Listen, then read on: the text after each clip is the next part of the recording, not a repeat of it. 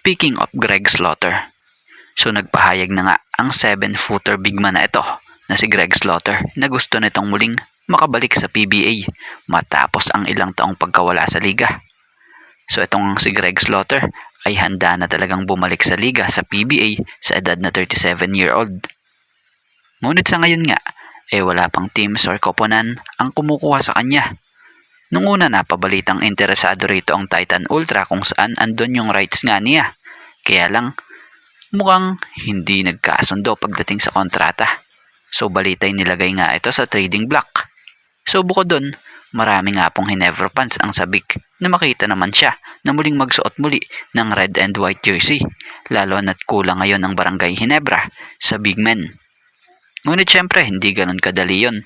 Sa ngayon, Titan Ultra ang may rights pa sa kanya at bukod pa doon, nasa kamay pa rin ng Ginebra Management ang magiging desisyon niyan kung muling bubuksan nila ang pinto para kay Greg Slaughter. So siya nga pala, nito lang ay naglabas na ng pahayag si Greg Slaughter na kung saay nalaman sa kanya na gusto nito na makapaglaro muli para sa PBA or dito sa liga sa PBA.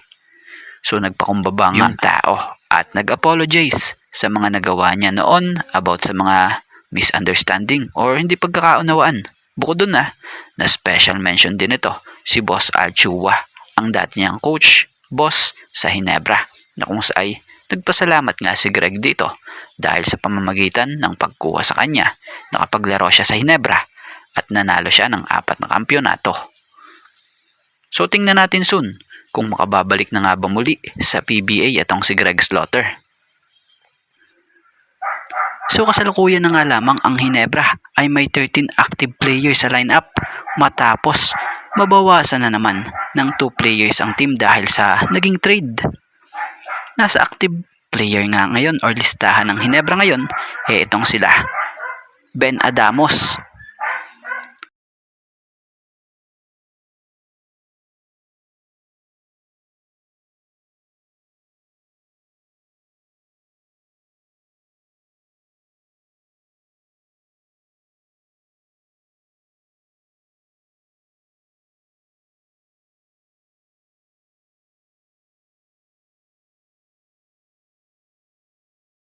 Sunny Estil,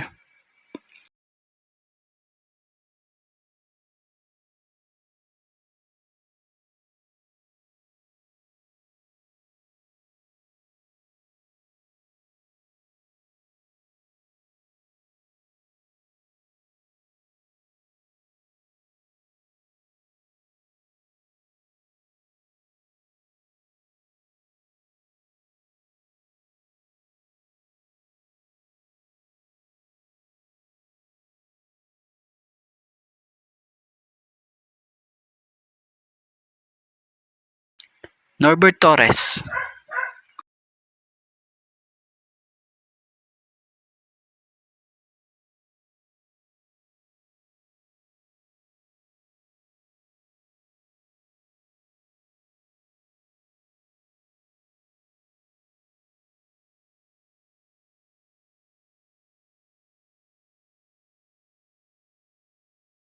Japet Aguilar,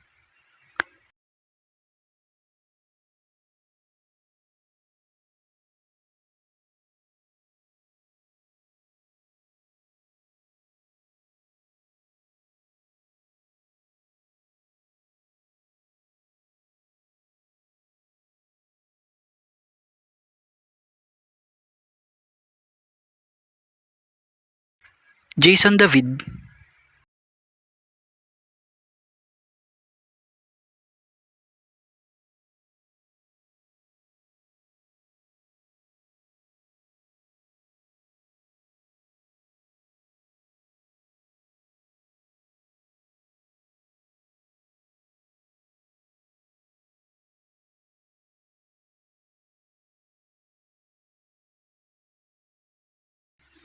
Raymond Aguilar,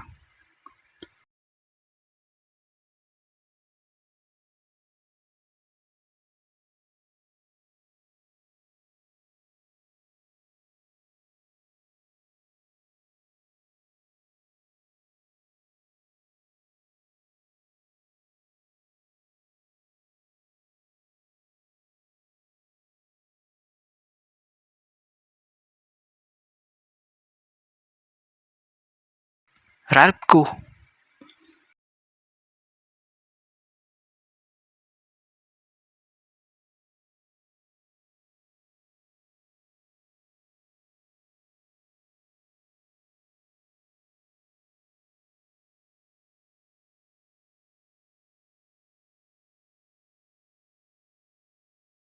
Stephen Holt.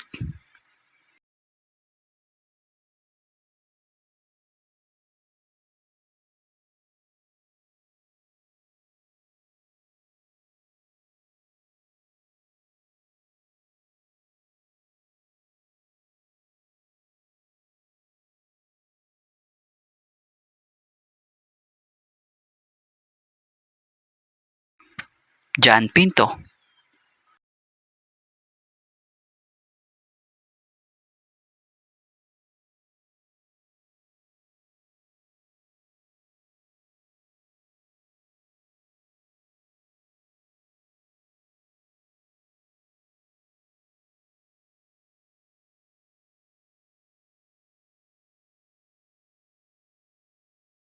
Scotty Thompson.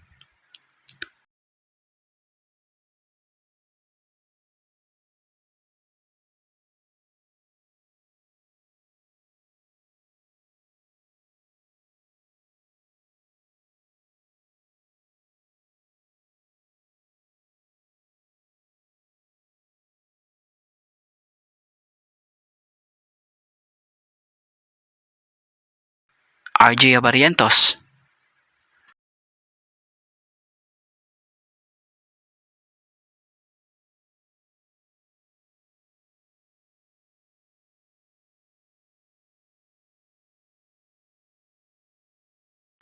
Jeremiah Gray.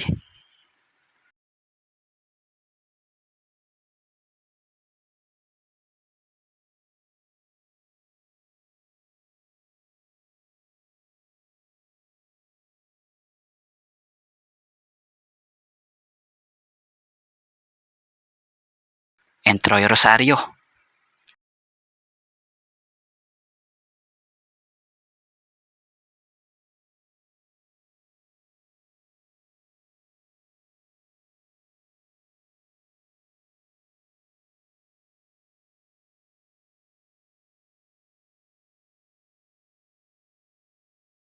So si Isaac Go kasi nasa reserve or injured list pa nga din.